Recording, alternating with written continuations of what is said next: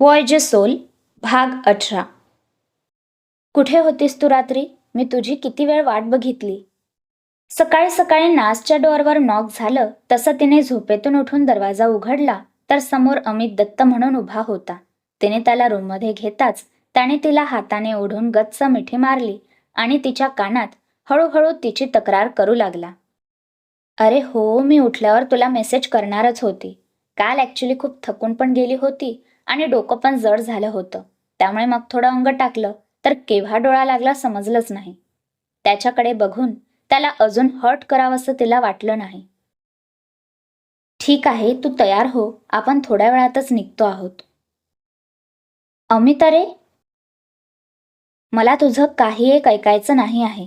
आजचाच दिवस आहे माझ्याकडे. आपण जातो आहोत म्हणजे जातो आहोत. त्याने तिला ऑर्डर दिल्यासारखं सांगितलं आणि तो बाय करून निघून गेला. ती तयार होऊन लॉबीत आली तेव्हा तिला तो तिथेच तिची वाट बघत बसलेला दिसला. तिने तिची नजर फिरवली तर तिथे कोणतीही गाडी उभी नव्हती. चलायचं? अरे, तुझे बाकीचे टूर मेंबर्स अजून जायचे असतील. त्याने तिला खुणावलं तसं तिने मागच्या अनुभवावरून त्याला प्रश्न विचारला, कारण एवढ्या दिवसात त्याने त्याच्या सर्व टूर मेंबर्सला किती महत्त्व दिलं आहे हे तिने स्वतः बघितलं होतं. आज ते त्यांचे फिरतील आणि उद्या तसंही सगळे परत जाणार आहेत, त्यामुळे मला तो विचार करायची गरज नाही, तो म्हणाला आणि त्याने तिचा हात धरून चालायला सुरुवात केली. आज तिला हा अमित थोडा बदललेला वाटत होता, कारण त्याने याआधी कधीही पब्लिक प्लेसमध्ये तिचा हात धरला नव्हता की तिच्याशी बोलायला उभा राहिला नव्हता. हॉटेलच्या थोड्या अंतरावर चालत आल्यावर तिला दिसला तो निळाशार लांब अथांग पसरलेला समुद्र. मी तुला म्हटलं होतं ना, मी तुला घेऊन जाईल. त्याने मागून तिच्या दोन्ही खांद्यावर हात ठेवत समुद्राकडे खुणावत म्हटलं. Thank you, thank you so much. तुला माहीत नाही तू मला आज किती मोठा आनंद दिला आहे तो. तिने त्याच्याकडे वळून त्याचे दोन्ही हात हातात घेत त्याचे आभार मानले आणि दोघेही तिथे जाण्यासाठी पायऱ्या उतरू लागले. पायऱ्या संपल्या तसं त्याने तिला तिचे क्रॉक्स काढायला लावले. तिला सुरुवातीला त्याने का काढायला लावले ते कळलं नाही, पण जेव्हा त्याने वाकून ते त्याच्या हातात घेतले तेव्हा मात्र, अरे तू ते माझे क्रॉक्स का हातात धरतो आहे? टाक ते खाली, खूप जम असतील त्यांच्यावर. तिने त्याच्या हातातून ते क्रॉक्स घेण्याचा प्रयत्न केला, पण त्याने तिचं ऐकलं नाही. उलट त्याने दुसऱ्या हाताने तिचा हात धरून पुढे चालायला सुरुवात केली. कसं वाटतं आहे या वाळूत? तिच्या पायाला गार अशी नरम वाळू लागली तसं त्याने थोडं थांबून तिला विचारलं. खूप छान, हाच तर अनुभव घ्यायचा होता मला, यासाठीच तर एवढी धावपळ केली. तिने डोळे बंद करून तिचे दोन्ही हात शरीरापासून मोकळे करत त्या खाऱ्या वाऱ्याचा आस्वाद घेत त्याला म्हटलं. पण तिचं बोलणं न समजून त्याने नेहमीप्रमाणे त्याचं डोकं किंचित हलवत कान तिच्याकडे करून तिला सॉरी म्हटलं. काही नाही, चल. बरं मला सांग, तू हा असा पाय टाकत का चालतो? तिने त्याचं बऱ्याचदा निरीक्षण केलं होतं. तो चालताना थोडा पाय बाहेरच्या बाजूने टाकत चालायचा. तसं एकदम कोणाच्या लक्षात ती गोष्ट येणार नाही, पण तिचं निरीक्षण चांगलं होतं. काही नाही, ते एकदा ॲक्सिडेंट झाला होता माझा बाईकवर. त्यावेळी पायात सळई टाकावी लागली. खूप रक्त गेलं होतं. मम्मी तर खूप रडत होती. तो थोडासा हसत समोर बघत तिच्याबरोबर त्या समुद्राकडे पावलं टाकू लागला. नारळ पाणी घ्यायचं? त्याने विचारलं तसं तिने तिची मान होकारात हलवली आणि मग तो बाजूच्या स्टॉलवर नारळ पाणी घ्यायला गेला. चल, तिथे बसू. जिथे गर्दी थोडी कमी असेल अशा ठिकाणी वाळूवर ते दोघे बसले. तुझ्या घरी कोण कोण असतं? माझ्या घरी कोणी नाही. माझ्या घरी फक्त डॅड असतात. तेही त्यांच्या कामानिमित्त शक्यतो बाहेरच राहतात. तिने उत्तर दिलं आणि स्ट्रो तोंडाला लावली. तुझ्या घरी कोण कोण असतं? माझ्या घरी मम्मी असते आणि माझी मोठी सिस्टर. माझ्या मोठ्या सिस्टरचा डायव्होर्स झाला आहे, त्यामुळे ती आमच्या सोबतच राहते. एक मामाचा मुलगा पण राहतो. मम्मीसोबत कोणीतरी लागतं ना घरी, म्हणून मग त्याला ठेवला आहे. तो त्याच्या हातातल्या संपलेल्या नारळ पाण्यामध्ये ती स्ट्रॉ इकडे तिकडे टोचून तिला सांगू लागला. का? मम्मीसोबत का कोणीतरी लागतं? अरे मम्मीला कॅन्सर झाला आहे ना तो तोंडाचा, तुला माहीत आहे तिचा पूर्ण जबडा काढावा लागला होता. मग जबड्यासाठी तिच्या पायातलं हाड तोंडात बसवून डॉक्टरने जबडा बनवला. पण त्यामुळे जास्त काही खाता येत नाही, फक्त लिक्विडच घेते. आणि पायातलं हाड काढल्यामुळे चालायला पण थोडा प्रॉब्लेम होतो. तसं ती टॉयलेटपर्यंत तिची तिची जाते, पण तरी चालताना पडली किंवा काही झालं तर कोणीतरी पाहिजे ना. सिस्टर तिच्या कामाला निघून जाते. माझं हे असं, म्हणून मग मामाचा मुलगा तिच्यासोबत ठेवला आहे. तसंही त्याला आई नाही, त्यामुळे मम्मीनेच त्याचे आधीपासून लाड केले आहेत. पहिल्यांदा तो त्याच्या फॅमिलीविषयी तिच्याशी एवढा बोलत होता. त्याच्या फॅमिलीत सुरू असलेले प्रॉब्लेम ऐकून त्याच्या चेहऱ्यावरच्या हास्याचं तिला आश्चर्य वाटलं. खरंच किती हसमुख आणि मनमिळावू होता तो. त्याच्याकडे बघत तिने तिची नजर वळवली ते समोर बेधुंद मोकळ्या लाटांकडे. कितीतरी वादळ असतात त्या समुद्राच्या आतमध्ये, जे आपल्याला दिसतही नाही. पण कधी कधी त्यालाही सगळं थोपवून अशक्य होऊन जातं. त्यावेळेस मात्र तीच वादळ किनाऱ्यावर येऊन आदळतात. तुझा लंच टाइम झाला असेल, तू काही खाणार? ती समुद्राकडे एकटक किती वेळ पाहत होती हे तिच्याही लक्षात आलं नाही. त्यालाही तिचं समुद्राबद्दलचं वेळ माहीत असल्यामुळे त्याने तिला डिस्टर्ब केलं नाही. पण आता एखाद्या वेळेस तिला भूक लागली असेल असा विचार मनात येऊन त्याने तिला विचारलं.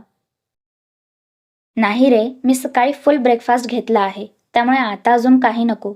पण तू का सकाळी ब्रेकफास्ट केला नाही? म्हणजे मी तुझ्या हातात फक्त ज्यूसचा ग्लास बघितला. ते आज मंगळवार ना, मी मंगळवार करतो, म्हणजे मी मंगळवारचा उपवास करतो. पप्पा गेल्यानंतर एका ज्योतिषाने मंगळवार आणि एकादशी करायला सांगितली, त्यामुळे. त्याने खांदे उडवले. पण त्याच्या बोलण्याचं तिला पुन्हा एकदा आश्चर्य वाटलं. कारण इथे लोक जिवंत लोकांसाठी काही करायला तयार होत नाही, त्या ठिकाणी तो त्याच्या स्वर्गवासी वडिलांसाठी उपवास करतो, ते सुद्धा असा टूरवर आल्यानंतरही. तुला हे टूर घेऊन बाहेर आल्यावर उपवास करायला जड नाही वाटत? नाही रे, आता सवय झाली या सगळ्या गोष्टींची, आणि पप्पांसाठी तेवढं तर करूच शकतो. समुद्राच्या किनाऱ्यावर काही मुलं घोळका करून फुटबॉल खेळत होते, तर काही पाण्यात डुबक्या मारत त्या खाऱ्या पाण्याची मजा घेत होते. नेहमी पाण्यात जावंसं वाटणाऱ्या तिला मात्र आज फक्त त्या वाळूवर बसून त्या समुद्राकडे बघावंसं वाटत होतं. तिला माहीत होतं की हा समुद्र आज तिच्या डोळ्यांना दिसतो आहे, तो एवढा निवांत पुन्हा कधीही दिसणार नाही. आज आले तुला भेटायला, तशी तुझी ओढ नेहमीच वाटते मला. पण आज तुझ्या सहवासाची नितांत गरज होती माझ्या अशांत मनाला. खरं सांगू, आज खूप एकटी पडले. आजपर्यंत सगळे मिळूनही अपूर्ण राहिले. माझ्या आयुष्याचे ध्येय मी जाणून बुजून विसरले. तिने स्वतःशीच विचार करत अमितकडे पाहिलं आणि मग स्वतःच्याच आयुष्यावर तिरकस हसत ती पुन्हा त्या समुद्राकडे बघू लागली. तुला समुद्र खूप आवडतो का? नाही, म्हणजे तो बऱ्याच लोकांना आवडतो, पण तू ज्याप्रमाणे त्याच्याकडे बघते त्यावरून काहीतरी वेगळंच वाटतं. तो बराच वेळचा तिच्या चेहऱ्याचं निरीक्षण करत होता. समुद्र मला आवडतो की नाही हे तर मला माहीत नाही, पण त्याची एक ओढ लहानपणापासून मनात आहे. मला सारखं असं वाटतं की जणू तो मला भेटायला बोलावतो आहे. तुला ऐकून हसायला येईल, पण मी याआधी कधीही अशी निवांत सागर किनाऱ्यावर बसून त्याच्याकडे बघितलं सुद्धा नाही. खरं तर माझी आई मूळची रत्नागिरीची होती, त्यामुळे एखाद्या वेळेस मलाही समुद्राची ओढ असेल. तिने दोन्ही पायाचे गुडघे जवळ घेतले आणि त्यावर दोन्ही हाताची ग्रीप करून मान टेकली. म्हणजे तू याआधी कधीही बीचवर गेलेली नाहीस? अगदी तुझ्या आजोळीही? मान्य की तुम्ही अहमदाबादला राहतात, पण तरी कधीतरी तर आजोळी गेली असशील.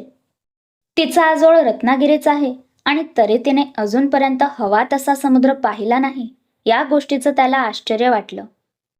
डिलेव्हरीतल्या कॉम्प्लिकेशन्समध्येच आई गेली आणि मी तुला आधी सांगितलं त्याप्रमाणे डॅडला कामापासून वेळ फार कमी मिळतो. मग कधीतरी तुझे आजी आजोबा तर तुला भेटायला आले असतील. तो एक मध्यमवर्गीय व्यक्ती होता. त्याला काय माहिती या बिझनेसमॅन लोकांना घरातल्या लोकांसाठी वेळ नाही, तर तेथे नातेवाईकांना कुठे भेटायला जातील. ते सगळं सोड. तू त्या दिवशी म्हटलं होतं ना, तसं एक छान गाणं म्हणून दाखव ना. तिने मान त्याच्या बाजूला वळवत त्याच्याकडे बघत म्हटलं. गाणं? आत्ता?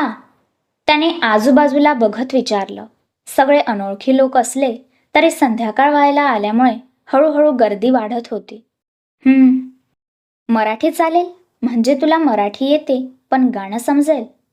त्याच्या प्रश्नावर तिने होकारात मान हलवली. तसं बघितलं तर सॉन्ग ती जास्त करून इंग्लिशच ऐकायची.